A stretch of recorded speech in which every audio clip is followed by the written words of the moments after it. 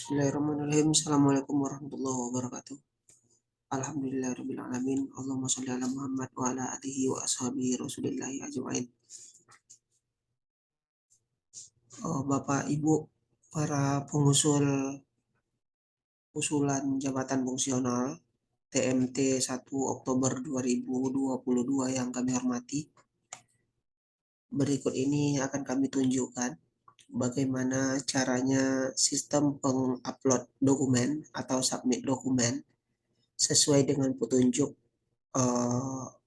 operasional atau petunjuk teknis juknis yang telah kami kirimkan melalui surat pemberitahuan Kopertais wilayah 12 Riau, Kepulauan Riau. Bapak Ibu yang kami hormati, Bapak Ibu yang telah mengajukan folder ke dalam melalui pesan WhatsApp akan mendapatkan link upload dokumen atau link folder dokumen, di mana link folder dokumen ini hanya bisa Bapak Ibu buka dengan menggunakan alamat email atau alamat email yang telah Gmail yang telah Bapak Ibu kirimkan ketika masa pendaftaran. Jadi bagi yang membuka dengan menggunakan akun email yang lain itu berarti tidak bisa karena harus sesuai dengan email yang dilakukan pendaftaran. Nah, jika ada kendala misalkan tidak bisa terbuka atau huruf emailnya yang bermasalah atau emailnya yang diganti, maka untuk dapat melaporkan ke kontak person pengajuan PAK bukan ke nomor pendaftaran. Jadi nanti kalau nomor pendaftaran itu tuh membalasnya ya tidak sesuai dengan apa yang Bapak Ibu tanyakan. Ketika Bapak Ibu nanyakan alamat email saya diganti, jawabannya nanti Anda telah terdaftar gitu. Atau seperti dituliskan formatnya ini karena itu pesannya pesan otomatis. Jadi nanti Bapak Ibu bisa langsung menanyakan ke kami di kontak person 081175772225. Bapak Ibu yang kami hormati, bagi yang sudah melaksanakan atau bagi yang sudah berhasil melakukan pembuatan folder, maka hari ini telah dilaksanakan verifikasi awal untuk SK jabatan fungsional sebelumnya bagi yang mengajukan ke lektor atau SK yayasan bagi yang mengajukan ke asisten ahli. Nah, apa gunanya verifikasi awal ini? Verifikasi awal ini adalah verifikasi untuk menentukan apakah Bapak Ibu layak untuk melaksanakan upload dokumen atau tidak, atau layak untuk mengajukan jabatan fungsional atau tidak. Kenapa? Karena sesuai dengan peraturan di PO PAK atau petunjuk operasional penilaian angka kredit dosen, itu jarak atau waktu dosen bisa mengajukan jabatan fungsional secara reguler adalah 2 tahun. Jadi nanti Bapak Ibu mengajukannya itu tuh adalah 2 tahun setelah SK terakhir. Jadi yang SK-nya 2021 Januari itu berarti tidak bisa. Atau April 2021 itu tidak bisa. Nah, karena masih kurang dari 2 tahun. Atau dalam bahasa sederhananya Bapak Ibu baru bisa mengajukan jabatan fungsional itu kalau sudah sampai ke 4 semester.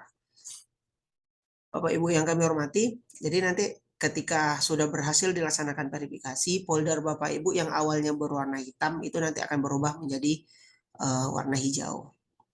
Sedangkan yang tidak berhasil, Bapak Ibu hanya bisa melihat atau tidak bisa melihat kelanjutannya karena izin aksesnya sudah ditutup. Izin aksesnya sudah ditutup. Jadi Bapak Ibu sekalian, perlu kami ingatkan bahwasanya pengajuan jabatan fungsional hanya dilaksanakan sampai tanggal 20 Agustus. Jadi nanti per 21 Agustus Bapak Ibu tidak bisa melaksanakan lagi submit dokumen, hanya bisa melihat. Jadi nanti Bapak Ibu hanya bisa melihat, bisa menengok gitu. Bisa menengok, tidak bisa Bapak Ibu lakukan entah itu submit ulang atau download atau segala macam namanya. Karena hak aksesnya akan ditutup sampai nanti masa perbaikan. Jadi nanti ketika tim penilaian melaksanakan penilaian, dimulai dari tanggal 21 itu akan dilaksanakan penilaian.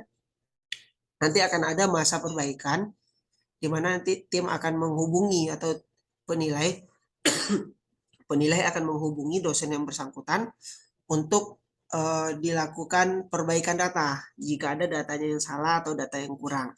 Nah, masa perbaikan ini juga tidak lama-lama, hanya bisa di 3 kali 24 jam. Dan Bapak Ibu ketika ada informasi perbaikan, maka segera mungkin untuk memperbaiki, karena waktu perbaikan itu tuh juga tidak lama, hanya 3 kali 24 jam. Setelah itu aksesnya tutup lagi. Aksesnya Bapak Ibu hanya bisa melihat lagi, tidak bisa melakukan submit dokumen lagi atau perbaikan-perbaikan dokumen. Demikian Bapak Ibu. Nah, sekarang kita masuk ke sistem penguploadan dokumen. Memang ada beberapa dosen yang sudah berhasil dalam melakukan upload dokumen, namun ada beberapa yang salah. Nah, ada beberapa yang salah. Jadi nanti di folder yang Bapak Ibu dapatkan, misalkan ini di folder saya Indra Hadi dari Stai Hamdalah, pengajuan ke lektor 300 misalkan. Itu ada 6 folder utama. Pertama namanya folder kelengkapan bahan. Nah, folder kelengkapan bahan ini Bapak Ibu seperti yang sudah ditunjukkan di Juknis, itu isinya hanya 5 file. Bukan 5 lembar, tapi 5 file. File pertama isinya surat pengantar dari PT KIS. Itu dibuat kode 1 titik surat pengantar PT KIS. Nah, seperti yang di Juknis. Persis sama dengan yang di Juknis, Bapak Ibu. Jadi nanti jangan langsung diisi cam scanner atau image 1, jangan. Atau PDF 1, hasil scan 1, enggak. Tapi dibuat kodenya, dibuat namanya. Untuk apa? Jadi tim penilai nanti tidak salah. Misalkan nanti Bapak Ibu tidak membuatkan nama, tidak membuatkan tidak membuatkan nama filenya sesuai dengan petunjuk teknis. Nanti bisa jadi ketika kami laksanakan validasi, datanya dihapus karena dianggap spam. Nah, dianggap spam sehingga Bapak Ibu dinyatakan tidak mengirimkan apa yang kita minta. Jadi pertama itu surat pengantar dari PT KIS, itu wajib hukumnya. Kemudian yang kedua, nama filenya daftar riwayat hidup. Nah, daftar riwayat hidup seperti apa? Jadi daftar riwayat hidup ini memang kita tidak memberikan format khusus untuk daftar riwayat hidup, karena memang ada beberapa PT KIS sudah memiliki data, sudah memiliki daftar, ada yang tidak. Nah, tapi bagi yang tidak, mungkin Bapak Ibu bisa download di Google daftar riwayat hidup untuk pegawai. Biasanya kalau untuk PNS itu tuh ada sekitar 9 atau 11 lembar gitu. Nah, nanti yang itu dibuat namanya 2 titik daftar riwayat hidup. Kemudian file yang ketiga juga dibuatkan nomor 3 ijazah. Nah, ijazah. Nah, ijazah ini Bapak Ibu sekalian itu harus diurutkan dari S1, S2, S3. Ya, ini S3 ya. S1, S2, S3.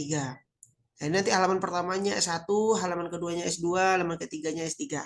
Gitu Bapak Ibu. Jadi jangan dipisahkan. Jangan dipisahkan filenya. Ijazah S1 satu file, ijazah S2 satu file, ijazah S3 satu file, tidak. Tapi digabungkan. Digabungkan ijazahnya, ijazah S1, S2 dan S3 dalam satu file. Dibuatkan nama filenya itu 3 titik ijazah.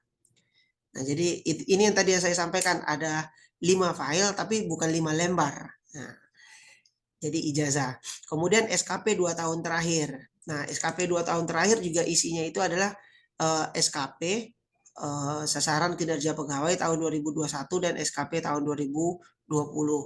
Lalu SKP ini SKP yang mana? Nah, SKP yang ini adalah hasil scan dari lembar terakhir SKP. Jadi bukan yang tanda tangan, karena lembar terakhir itu tuh penilaian itu tuh ada 2. Lembar pertamanya itu adalah nilai, lembar keduanya itu tanda tangan. Nah, jangan hanya yang tanda tangan saja, tapi juga nilainya. Jadi ada kalau dari lembaran berarti nanti ada 4 lembar ini.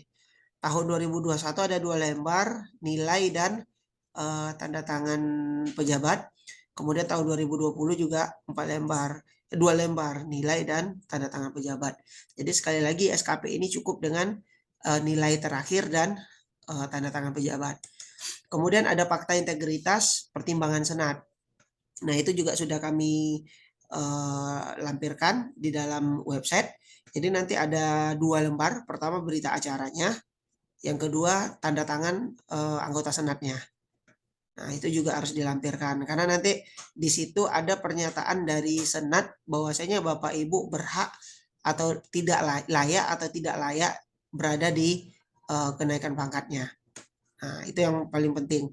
Sehingga nanti ketika ada protes ke kita dari ke Pertais, lah mengapa ini SKP saya SKP yang bersangkutan nilainya tinggi, sedangkan yang bersangkutan tidak bisa dilanjutkan, gitu. Nah, karena di sini ada keterangan dari pertimbangan senat, dia layak atau tidak. Nah, misal atau yang kedua, yang bersangkutan oleh senat dituliskan di situ layak hanya atau sudah diponis oleh senat hanya bisa di lektor 200, tidak bisa di lektor 300. Nah, ketika ada keterangan itu dari senat, maka kami tidak akan melakukan penilaian ke lektor 300. Kami cukup menilai sampai ke lektor 200. Bagi yang asisten ahli yang mengajukan ke lektor 300 langsung, tidak melalui lektor 200. Jadi ini ada pertimbangan senat yang ditandatangani oleh senat.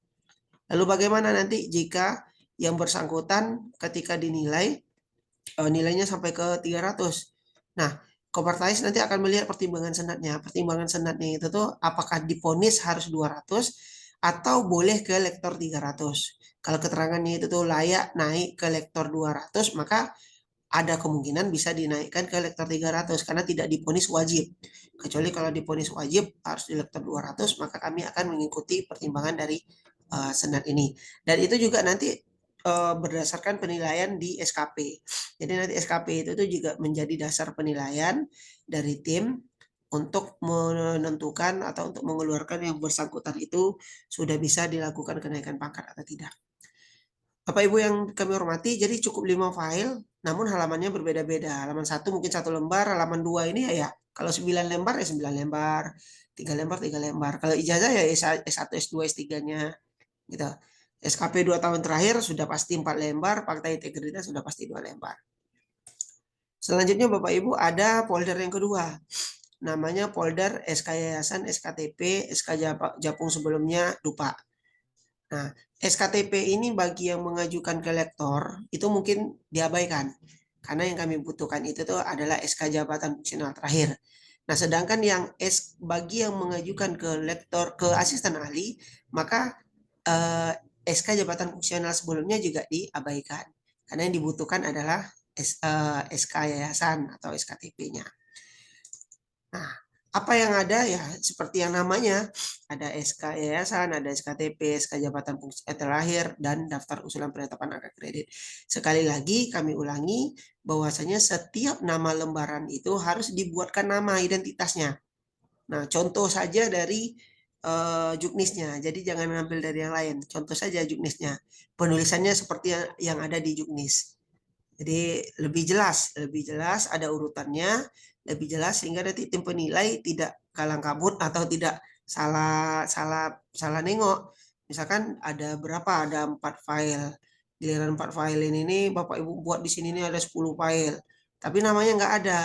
Sehingga ketika tim penilai rasa-rasanya mau nengok SK Yayasan, enggak ada ketemu, udah 3 kali, udah 3 file dibuka juga tidak SK Yayasan. Dianggap Bapak Ibu tidak mengirimkan SK Yayasan. Gitu. Jadi sekali lagi kami harapkan Bapak Ibu menulis nama file ya, nama filenya. Ikuti saja juknis yang sudah kita keluarkan. Juknis itu dikeluarkan memang untuk pedoman Bapak Ibu, bukan hanya untuk dibaca-baca saja. Selanjutnya ada di sebelum kita masuk di unsur pendidikan sebelum kita masuk ketiga dulu unsur pendidikan dan pengajaran. Nah, unsur pendidikan pengajaran ini pertamanya itu nama file pertamanya ini juga sama. Intinya semuanya harus dikasih nama. Ya, dikasih nama. Jangan langsung upload file tanpa nama. Bapak Ibu yang upload file tanpa nama, kami selaku operator tidak bertanggung jawab ketika data itu tuh hilang. Kami anggap sebagai spam. Ya, walaupun sebenarnya ada dibuka. Nah, karena ini contoh, ini salah satu contoh tadi saya sudah sampaikan melalui pesan di otomatis disampaikan bahwasanya diminta untuk mengirimkan SK terakhir. Nah, SK terakhir. Nah, ketika ada balasan yang masuk ke dalam sistem ketika kami download tadi hasil percakapannya, ada yang menyatakan bahwasanya saya sudah upload dokumennya. Nah, maksudnya apa? Kenapa ditanyakan? Karena dokumennya tidak sesuai dengan nama. Ya, tidak sesuai dengan nama. Jadi akan muncul pertanyaan terus tuh dari operator, akan otomatis akan dilakukan pertanyaan lagi. Kenapa ini tidak dikirim? Kenapa ini tidak kirim? Sebenarnya bukan tidak diupload, tapi Bapak Ibu tidak menuliskan identitas, tidak menuliskan nama filenya. Kalau dituliskan nama filenya itu aman. Surat pernyataan melaksanakan pendidikan, kemudian ada BAD semester. Nah, BAD semester ini maksudnya apa? Jadi nanti ada BAD SK mengajar ya, SK mengajar semester ganjil 2020. Kemudian file selanjutnya SKBAD semester ganjil semester genap 2020. Jadi nanti isinya SK mengajar itu ada berapa? Ada 4 ya. Berarti ada 4 file. Ya, ada 4 file. Ada sudah 7 tahun tidak mengajukan jabatan fungsional. Berarti SKBAD bisa 14 semester. Nah, itu. Kemudian penguji munakasa jika ada. Jika Bapak Ibu mengisi di dalam surat pernyataan melaksanakan pendidikan ini munakasa, maka harus ada bukti penguji munakasanya. Kemudian ada penguji seminar proposal, ada pembimbing skripsi, ada jabatan perguruan tinggi. Ini sebagai apa? Misalkan sebagai ketua jurusan, berarti nanti Bapak Ibu ganti namanya menjadi SK Kaprodi. SK Kaprodi. Nah, diganti. Jadi gitu. Jadi nanti file ini nanti Bapak Ibu ganti. Ingat sekali lagi, kalau nama identitas dari file itu tidak ada, maka nanti sistem akan menganggap itu adalah spam. Ketika datanya itu adalah spam, ya mohon maaf jika data itu tuh hilang, terhapus, atau tidak ditemui oleh operator atau oleh tim penilai. Selanjutnya Bapak Ibu di unsur pengabdian. Sebelum ke penelitian kita pengabdian dulu. Nah, pengabdian apa? Nah, pengabdian juga sama. Semuanya juga berdasarkan berdasarkan daftar nama. Ya, namanya dikasih identitas. Misalkan di surat pernyataan ini ada isinya sebagai ketua MUI, maka di bawahnya SK MUI. Kemudian juga di pernyataan ini ada sebagai narasumber seminar internasional, maka harus dilampirkan SK atau undangan menjadi narasumber seminar internasionalnya. Jadi juga dibuat identitasnya Bapak Ibu. Selanjutnya di unsur tridharma atau unsur penunjang. Nah, nanti kalau yang hari ini, kalau sekarang kayaknya masih unsur tridharma, dia sebenarnya unsur penunjang. Penunjang tridharma kalau tidak salah saya.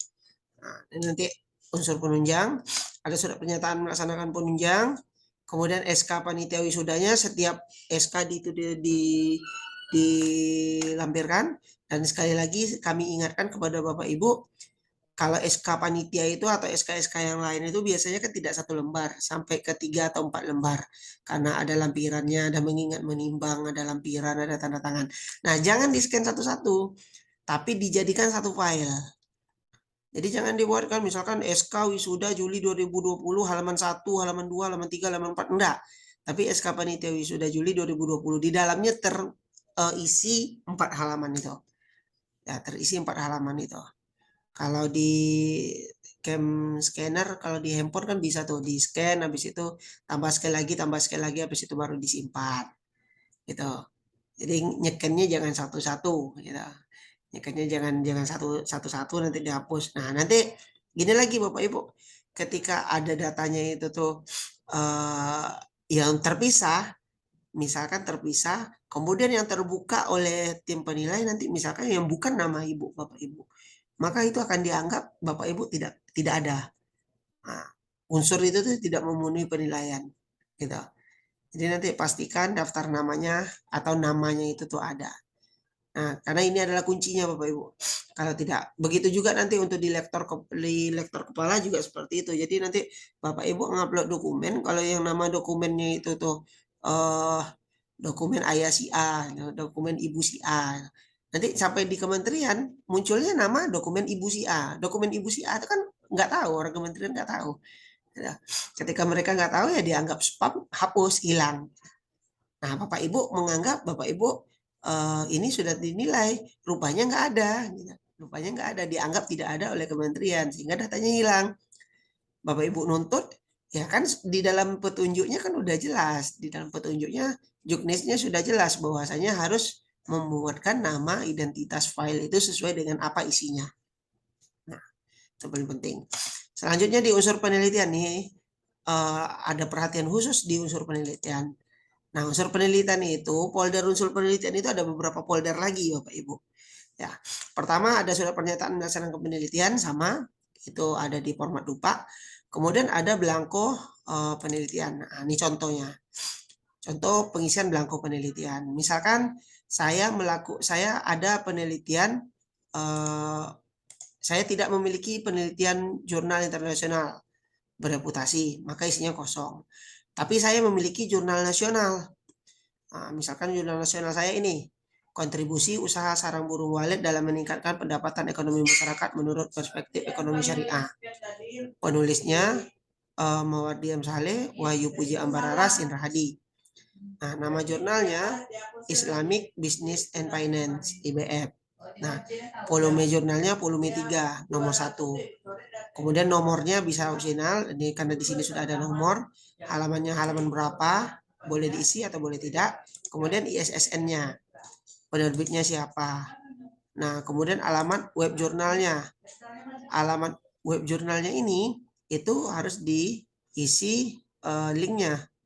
Nah, harus diisi linknya, URL-nya di copy. Nah, sehingga apa? Sehingga nanti ketika tim review membuka, ya tim review tinggal membuka URL-nya saja. Yang sudah ada biru tinggal diklik, ya muncul, oh ternyata ini dia jurnalnya. Oh ternyata benar jurnalnya nih, gitu. Oleh tim reviewer ngomong seperti itu. Oh ini udah benar nih. Ini Sintanya Sinta 4, gitu. Misalkan tanggal waktunya Agustus 2022. Nah, itu. Nanti tadi saya tidak masukkan URL dokumennya karena kebetulan jurnalnya baru terbit, jadi tidak sempat saya masukkan URL-nya tadi. Nah, tapi seharusnya itu dimasukkan URL-nya. Jadi nanti ketika jurnal itu kan ada tempat download jurnal tuh. Jadi Bapak Ibu nanti buka itu. Selanjutnya saya juga isi di jurnal nasional biasa. Judul jurnalnya Dasar Wajib Patuh Undang-Undang Perkawinan ditinjau menurut hukum Islam. Nah, penulisnya ini ada nama saya ya sebagai penulis ketiga. Kalau yang tadi itu tuh saya juga penulis ketiga. Ini sebagai penulis ketiga. Ya, kalau saya rata-rata nulis yang ketiga. Karena nama saya itu harus di bawah Dr. Mawardi M. Saleh ini. Yang nama jurnalnya Anida, volumenya, ISSN-nya, penerbitnya. Nah, pas ketika diklik misalkan DOI-nya, bisa URL-nya nanti Bapak Ibu buka sehingga ketika reviewer nengok, oh iya ternyata ada doi-nya gitu. Ada doi-nya. Kemudian ini alamat web jurnalnya. Nah, ketika dibuka, oh iya ini ternyata iya ada nih Indra Hadi di sini nih alamat web jurnalnya. Nah, jadi seperti itu Bapak Ibu kalian isi. Nah, sampai nanti ke tanggal waktunya, keterangannya, oh ini belum ada Sinta, misalkan tidak Sinta. Kalau tadi kan jurnal nasional 1 sampai 6, Sinta 6 sampai Sinta 1 saya tulis, Sinta 4. Kalau ini belum ada Sintanya. Jadi belum saya terbitkan. Belum masuk ke jurnal nasional bereputasi, masih jurnal nasional biasa. Gitu. Nah, terus yang ketiga saya ada nulis juga nih di buku. Nah, bukunya misalkan pedoman penulisan karya ilmiah. Penulisnya saya sendiri. Kalau ada 10 penulis, ya 10 penulis. Kalian di sini ada Indra Hadi, misalkan ada Muhammad, ada Arif, ada Budi, nah dan lain-lain. Misalkan penulisnya itu tidak setunggal, tidak saya. Nah, ini contoh saja. ISBN-nya 12345, penerbitnya halamannya ada 125, URL dokumennya mana? Nah, ini URL dokumennya. Jadi ketika dibuka nanti ketemu. Nah, oh iya ternyata ini. Tapi ini kan tadi saya ngambil dokumen URL dari tempat-tempat lain saja. Padahal sebenarnya bukan saya nulis nih. Ida Samidah Escape. Nah, ini nanti seperti ini. Nah, ditulis di sini Bapak Ibu sekalian. Nah, ditulis di tabel ini. Sudah selesai. semua proceedingnya saya tidak memiliki proceeding, saya belum pernah nulis misalkan, yang tidak terpublikasi juga saya tidak ada. Kemudian haki juga saya juga tidak ada, tidak memiliki haki misalkan. Nah, setelah ini terisi Bapak Ibu, baru buktinya. Nah, tadi saya punya bukunya ini kan. Nah, kita dilihat dulu, ini buku, oh iya ini ternyata ada nih covernya. Nah, nanti ditulis di situ buku teknik penulisan karya ilmiah. Nah, pedoman penulisan karya ilmiah tadi. Kemudian ada cover jurnal saya lagi nih, ada satu jurnal kontribusi usaha sarang burung walet dalam meningkatkan pendapatan ekonomi masyarakat menurut perspektif ekonomi syariah. Nah, ini covernya, misalkan. Nah, kemudian apa tadi lagi? Jurnal biasa ya, jurnal nasional biasa. Nih jurnal nasional biasa, dasar wajib patuh undang-undang menurut hukum Islam. Nah, ini covernya. Nah, tapi tetap harus identitasnya atau namanya juga harus diisi. Nah, kalau tidak diisi, ya seperti tadi lagi. Nah, kalau Bapak Ibu sekalian, khusus untuk unsur penelitian, reviewer ini akan dibuka, akan dinilai oleh dua orang. Satu reviewer, reviewer Bapak Ibu pertama, yang kedua tim penilai. Nah, jadi nanti ada dua orang nih yang akan mengecek nih. Satu yang tukang ngecek itu validator. Validator nanti akan ngecek apakah datanya sudah benar atau tidak, ada spam atau tidak. Ada spam itu tuh maksudnya ada nama atau tidak, ada ini atau tidak, gitu. Ada orang yang tidak sesuai nama atau tidak. Isinya entah apa-apa tulisannya di situ namanya. Nah, validator. Kemudian yang kedua ada reviewer. Nah, reviewer nanti akan nengok di sini Bapak Ibu. Nengok dari belangko penelitian. Oleh reviewer akan dibuka, kemudian akan direview, akan dikasih nilai. Nah, belangko reviewer nih, nanti akan direview, akan dikasih angka kreditnya berapa.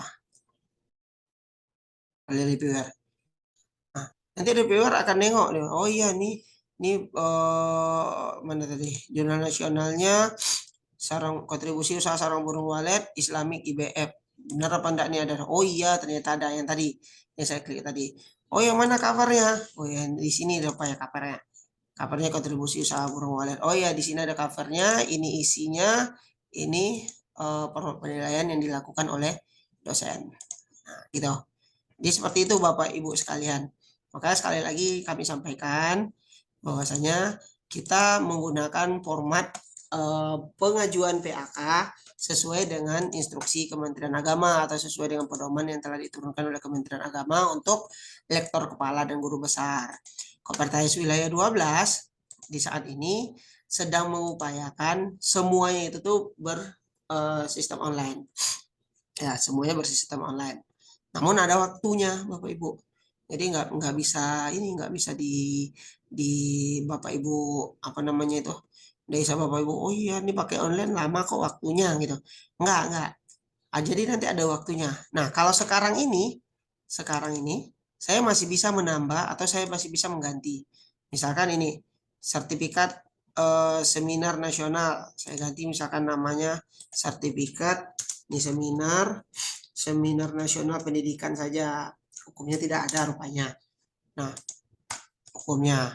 Nah, sedangkan ini misalkan atau ya misalkan Kemscener 12. Nah, kan biasanya kalau nama-nama scan kan kayak gitu Bapak Ibu. Nah, Bapak Ibu tidak melakukan penggantian data misalkan. Nah, nanti di bulan di tanggal 22 Agustus atau tanggal 21 Agustus data itu tuh akan hilang Bapak Ibu ya. Jadi nanti kalau seandainya ini sudah sedang terbuka, tunggu sebentar Bapak Ibu ya. Saya ini kan kalau misalkan data itu tuh sudah terbuka, kalau sampai tanggal 20 berapa? 20 ya Bapak Ibu ya, 20. Nah, nanti di tanggal 22 tanggal 22, bentar. Saya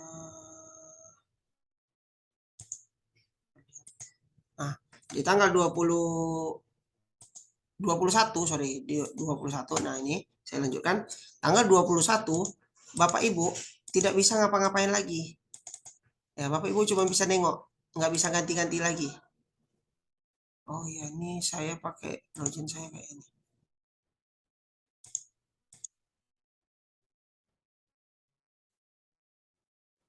Oh ya, Bapak Ibu nanti cuma bisa ngisi dokumennya nggak bisa. Ya, ngisi dokumen nggak bisa. Bapak Ibu hanya bisa melihat. Bapak Ibu nggak bisa mengganti dokumennya lagi.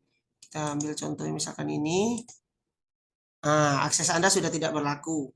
Ya, akses Anda sudah tidak berlaku. Jadi nanti yang ini Bapak Ibu nggak bisa ngisi lagi. Yang di tabel, yang di Excel-nya, XLSX-nya Bapak Ibu nggak bisa ini lagi, nggak bisa isi lagi. Bapak Ibu cuma bisa melihat dokumennya saja. Kalau ganti nama kayaknya masih.